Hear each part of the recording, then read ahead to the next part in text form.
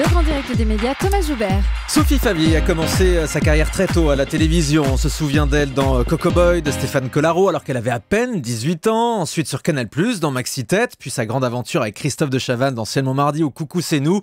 S'en sont suivis de nombreux projets à la télé. Sophie Favier, bonjour. Bonjour. Je suis ravi de vous accueillir ce matin sur Europe 1. Mais merci. Parce que vous êtes un des visages de la télé qu'on a toujours connu, en quelque sorte. Oui, enfin vous aviez la tétine dans la bouche. Hein. Je le confirme, c'est vrai, j'étais tout petit quand je vous découvrais à la télévision. C'est gentil, merci.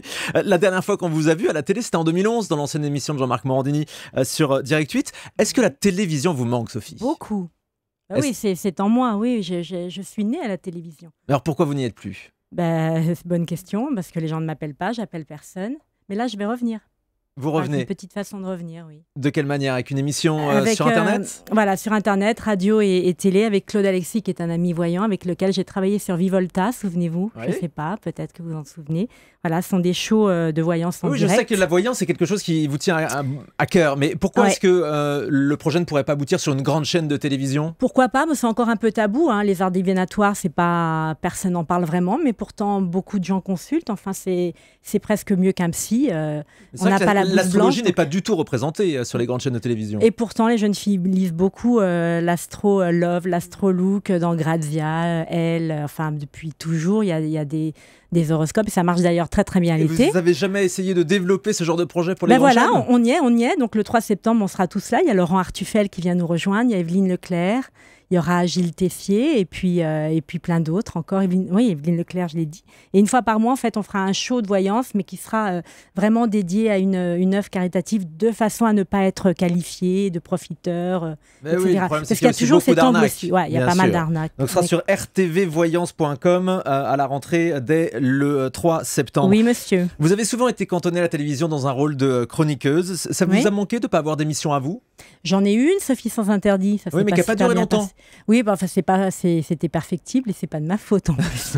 Il y avait même une deuxième date de tournage. Pourquoi ça n'a pas duré ? À l'époque, Christophe de Chavannes n'a pas souhaité continuer le projet, enfin la production de cette émission. Donc, je me suis retirée tout bonnement. Hein. C'est pas plus compliqué que ça. Il y avait déjà Méfiez-vous les blondes, animé par Amand Dalire, produit par Louvain. Donc voilà, je pense qu'il y avait une blonde de trop.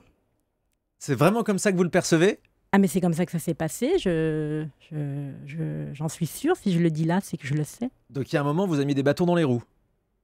Oui, peut-être que j'étais gênante. J'ai fait un très bon score, hein, je vous rappelle. J'ai fait 57% de part de marché en deuxième partie de soirée. Je suis même dans le quiz, dans le kid. Donc, de la télévision. Ouais. Ça veut dire que vos meilleurs souvenirs à la télévision sont avec Christophe de Chavannes, mais vos pires souvenirs aussi ? Non, ce ne sont pas des pires souvenirs, mais c'est vrai que j'ai eu un producteur qui m'a lâché.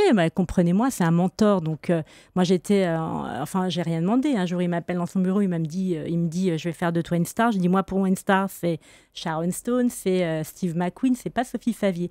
Non, mais laisse-moi faire. Je lui ai accordé ma confiance, il m'a trahi, voilà, c'est tout. Ah oui, c'est des mots forts quand même, une trahison. Mais oui, c'est une trahison. Il est difficile dans le travail, Christophe de Chavannes ?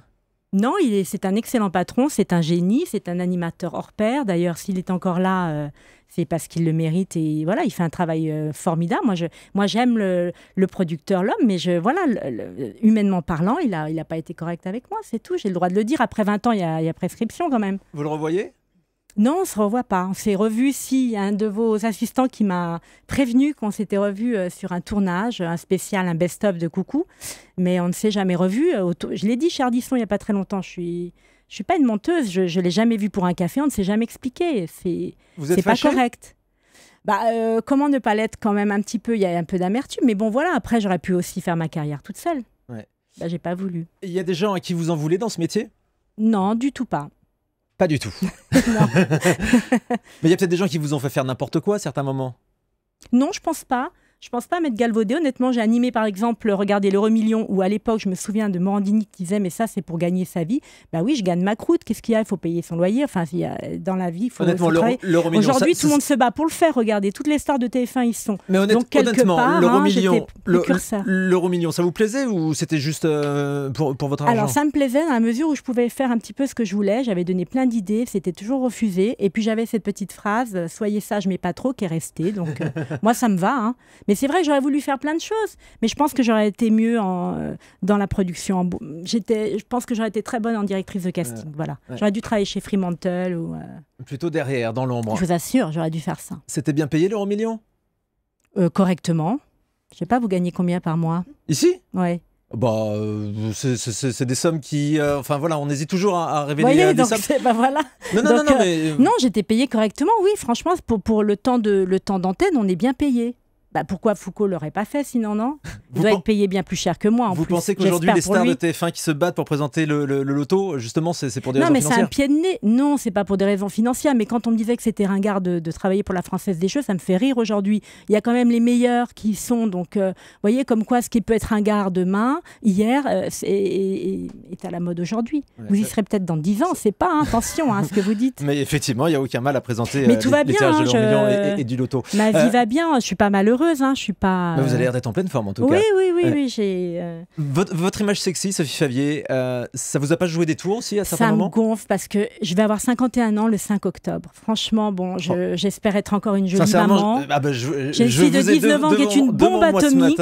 Vous êtes magnifique, vous portez très bien, vous ne faites pas votre âge. Voilà, donc je l'assume pleinement, mais si vous voulez, je peux pas rester non plus tout le temps dans ce créneau. J'ai peut-être des trucs à dire aussi. Voilà, par exemple, je déplore de ne pas être dans l'émission de Cyril Hanouna, donc je l'ai appelé 150 fois pour y être. Moi, j'ai pas honte de le dire. Mais oui, parce que je trouve que j'ai une légitimité que n'ont peut-être pas certaines personnes qui y sont. Voilà, c'est très prétentieux. Hein. Parce que c'est une tête de mule. Non, je sais pas, parce qu'il y a certainement beaucoup de gens qui doivent taper à sa porte. Il a beaucoup de succès. C'est toujours pareil. C'est difficile de faire de la télé pour une femme quand on prend de l'âge? Non, c'est pas l'âge qui m'empêche de faire de la télé. C'est qu'il y a un moment, j'ai pas voulu non plus travailler pour gagner 150 € par chronique. Ça, je me le refuse aussi. 150 €, c'est les prix qui sont en vigueur sur les petites chaînes, sur la TNT. Ouais, mais moi, je me refuse de travailler pour ce prix-là. Enfin, j'estime que voilà, j'ai un tarif et j'ai besoin de vivre de mon métier. Alors justement, aujourd'hui, de quoi vous vivez? Moi, je connais des gens qui gagnent 50 € pour faire une rubrique. Oui, ce sont les tarifs en vigueur, effectivement. C'est pas normal. Je le confirme. C'est même pas le prix d'une maquilleuse. C'est scandaleux parce que les producteurs, ils s'en mettent plein les poches.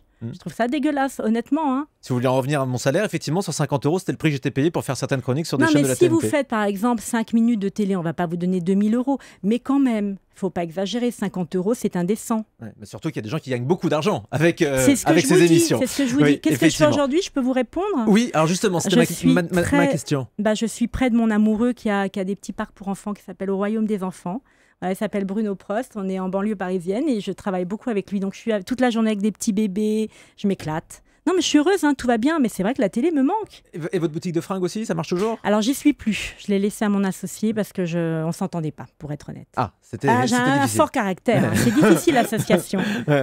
Qu'est-ce que vous aimeriez faire aujourd'hui à la télévision, en dehors de l'émission de voyance dont on a parlé tout à l'heure? J'aimerais revenir dans des émissions type comme de talk show. Une émission de bande. Mais oui, j'adorerais. Mais moi, en plus, j'aime pas du tout l'idée d'être... il fait chaud chez vous, hein, punaise. On se croirait sur la plage à Saint-Trope. Je suis en train de me décomposer.